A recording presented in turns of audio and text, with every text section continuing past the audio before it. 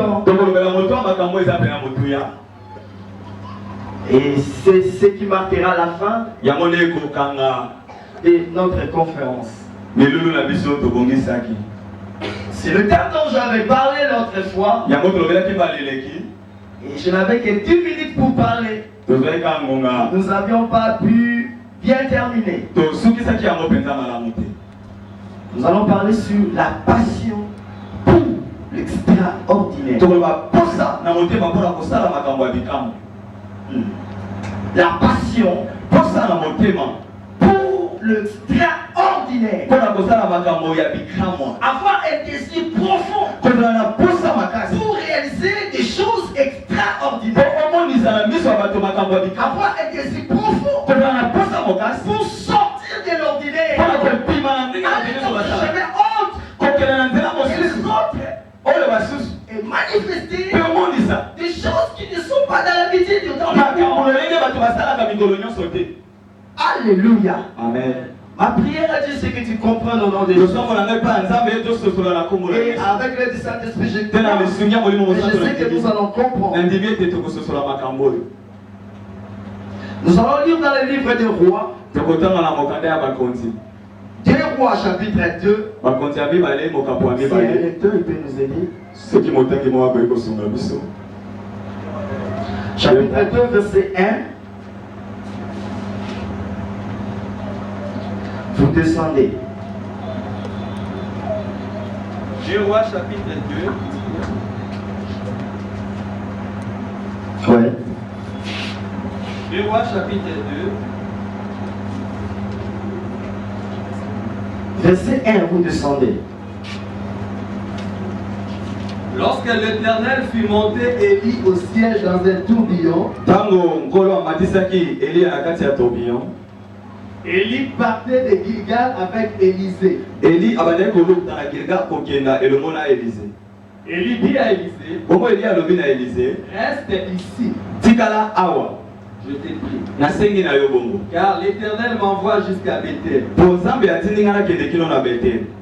Élisée répondit, l'Éternel est vivant et ton âme est vivante. Je ne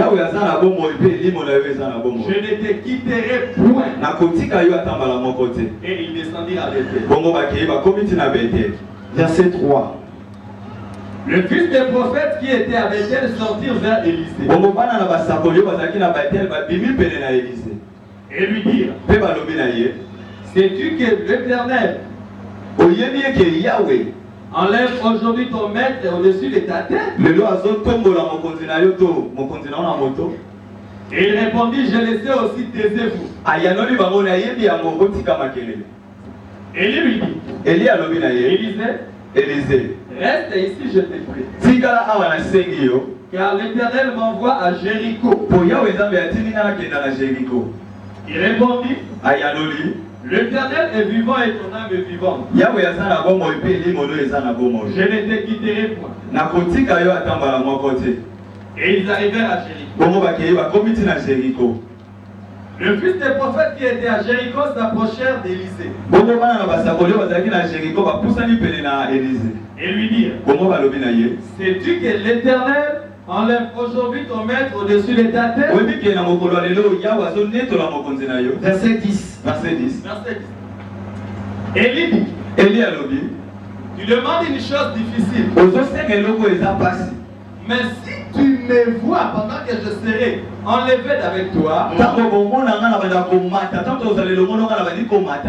cela t'arrivera ainsi. Sinon, cela n'arrivera pas. Merci beaucoup. Verset 18. Lorsqu'il fut de retour auprès d'Élisée,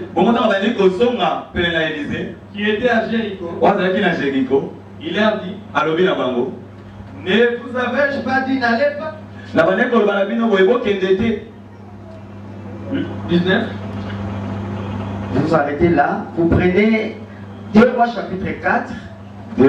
Merci mon frère, ne lisez plus. 2 Rois chapitre 4, du verset 1 au verset 9. Alléluia. Amen. Il s'agit ici de l'histoire d'Élie et Élisée. Ah oui, c'est l'histoire d'Élie et Élisée. Vous savez, Élisée était un fils du prophète. Oui, Élisée À l'époque, il y avait, à chaque fois qu'il y avait un prophète, il y avait plusieurs fils du prophète qui étaient sous sa direction, en train d'apprendre de ces grands prophètes pour devenir au plus tard des prophètes.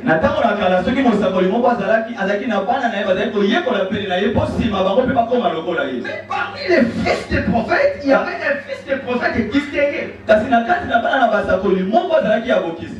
Bien aimé, la distinction dans la vie dépend du cœur de celui qui veut distinguer. Dans son cœur, il désirait aller au terrain. Il s'était ensemble avec les amis. Il était ensemble avec les hommes des amis. La Bible dira quand Élie voulait monter, Élisée, sachant, je ne sais pas si c'était par la prophétie ou c'était par l'information d'Élie, je ne sais pas, mais sachant qu'Élie devait partir, Élisée s'est dit, moi je ne vais pas quitter cet homme jusqu'à ce que j'aurai une part de lui.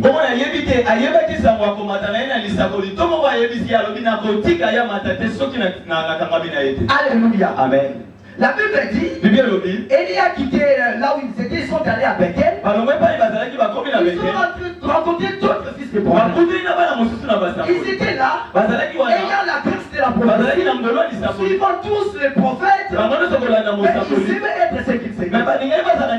C'était pas mauvais. Être ce qu'ils étaient, c'était mauvais. Ils étaient choisis par Dieu. Ils avaient la grâce de la prophétie. Je me dis toujours, il n'y avait pas la communication, le portable. Comment se fait-il? Quand ils ont quitté Bethel pour aller à Jéricho, Bethel pour aller à Jéricho, ils se sont rencontrés donc d'autres fils du prophète qui ont dit à Élisée le même parole que les autres avaient dit.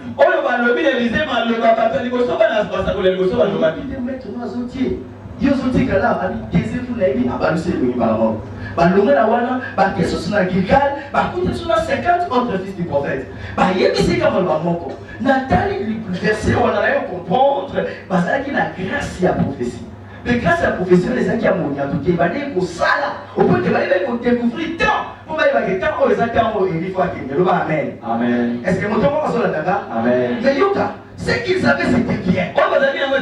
Le légué, mon gars, au Sala, chacun a la grâce de Dieu.